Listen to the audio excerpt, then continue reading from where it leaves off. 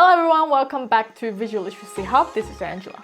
Exciting news! I'm heading to Tokyo in a couple of days and I'm gonna use this opportunity to make a couple of videos about Japan. Whenever I think about Tokyo, the first couple of images that pop into my mind are giant cities, neon lights, busy streets, dense population, and overwhelming amount of shops and goods. It is also one of the most well-known cities that is associated with the culture and aesthetics of cyberpunk. So in this episode, I want to chat about my personal understanding of cyberpunk, where I see it and feel it in my daily life. Let's go!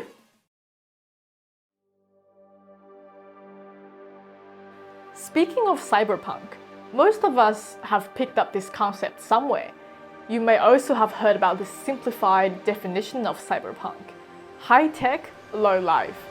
So without spending too much time focusing around the definition of this concept, I'm going to share my personal understanding of this concept by giving you a scenario to imagine.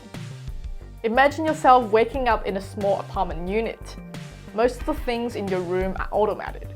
You can see today's weather, news, traffic on the mirror when brushing your teeth. Your breakfast is cooked by a little robot, which also cleans the room, controls the room temperature, and feeds your cat for you. You heard the news about the group of outcasts encountering the army on the edge of the city, where the poor live, a place people like you have hardly been to. Today is your 40th birthday. You're on your way to implant a cybernetic eyeball, which advances your vision, gives you night vision, allows you to take photos, analyze the surrounding environment, and many more. It costs you 2 years of saving, but you're very excited as having a cybernetic eyeball means that you will be eligible for many job opportunities that prioritize people with cybernetic body parts. You walked out of your apartment into the streets. You can't afford an air vehicle like the upper class, but you do have an electric skateboard so you can commute within the city easily. As usual, it's raining and cold. You don't remember when was the last time there was a sunny day. The climate was screwed by global warming for quite some years now. The city is cloud and busy. Huge 3D ads projected among the skyscrapers. Kinda annoying, but you have to deal with them. Neon lights everywhere. Looks too saturated, but I guess you are used to that as well. Everyone on the street seems to have something to do and somewhere to go. The giant robotic police holding guns patrolling 24/7. One of them accidentally stepped onto a drunk homeless guy and hurt him, but no one seems to care at all. You arrived at a huge building owned by the biggest biotech megacorp in the world. Everyone knows it controls the government and 10% of Earth's planetary resources, services, and industries. When you walked into the building, you saw a woman arguing with the staff about her son, who is dying because of the infection caused by the cybernetic lung transplant. But the robot kicked her out. The surgery has a 99% success rate, so there's no need to worry. The nurse greeted you. 5% of the population has done this surgery. I assure you it is a great decision. She said that with a lovely but hypocritical tone. You can see that she has cybernetic arms and eyes. This made you feel better. You then paid the fee using a chip integrated into your arm. There is no credit card or cash anymore in this world. You were then guided to a room that has a lot of intricate machine armors in it. There's no doctor. Before you were fully anesthetized, you saw the lung drill that hangs above your eyeball. You were all of a sudden scared, but then you lost consciousness.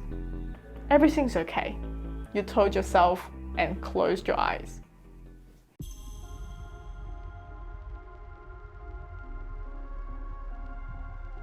The world of cyberpunk is usually an era of highly advanced technologies. Underneath the glamour, convenience, and efficiency is the loss of humanity, rights, and privacy. Megacorps use technologies to rule the world. Technologies that blur the boundary of humans and machines through brain implants, artificial limbs, or genetic engineering. Such technologies also increase disparity between classes. making the rich richer, stronger, and live longer, and the poor poorer, disadvantaged, and isolated. Lives are becoming cheaper. Capitalism fills the street views through neon billboards and huge projection of advertisement bouncing everywhere, occupying people's eyes regardless of whether they want to watch them or not. In cyberpunk movies and images, these neon lights are usually bisexual lighting, an unnatural, artificial kind of lighting that are usually pink, blue, and purple intertwined to catch the eyes. And the protagonists are often marginalized people who wander outside the system, criminals, exiles, and rebels. They use technologies as weapons to fight back against the system. Animations such as Ghost in the Shell and Akira, movies such as Blade Runner, Tron, fiction such as Psycho Pass and Battle Angel Alita are all famous portrayals of such a world.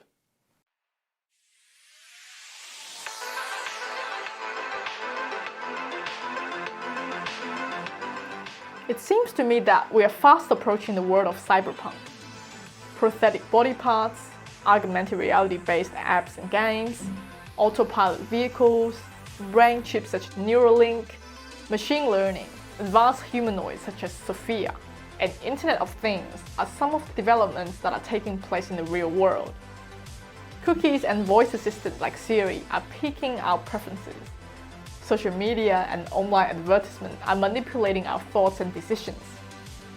Tech companies like Google, Meta, and Microsoft control most of our digital assets, not to mention the existence of the dark web, where one's privacy can be compromised to a horrifying level. True democracy seems to have become impossible in this world full of big data and algorithms. Living spaces are squashing for the poor. Population continues to grow and has hit 8 billion this year, with property prices increasing alongside. In Hong Kong, the population density and high housing price have created a unique type of living space, coffin homes. More than 200,000 people are housed in subdivided flats, commonly referred to as coffin homes because they are so small that a standard parking space is bigger than that. Meanwhile, some of the richest people have doubled their wealth during the pandemic. Violence, war, conflict surged in the world. Globalization slowed down, stopped, and even reversed. Sense of isolation and mistrust increased. People spend most of their time on the internet rather than real people. All these realities make the essence of cyberpunk. Cyberpunk is here. How do we deal with it? How do we keep humanity? Or do we give up humanity and evolve to something new? That's the question. I felt the vibe of cyberpunk the most when a friend of mine remotely controlled my laptop to help me fix something. When I saw the cursor controlled by another person, it gave me a weird and scary feeling that someone is invading my most private personal space.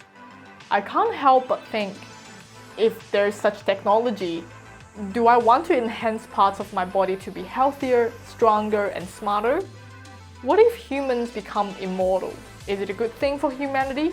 And if parts of my body or brain has become cybernetic, how can I protect myself from hackers who can easily hack into my body and do things against my will? All these questions sound so unreal, but they are becoming increasingly relevant. Thank you for watching this episode. Leave me a comment below about your thoughts on cyberpunk. Do you think it's happening? Do you embrace it, or are you scared? Like this video and subscribe so I feel motivated to keep making content. Thank you and see you in the next episode. Bye!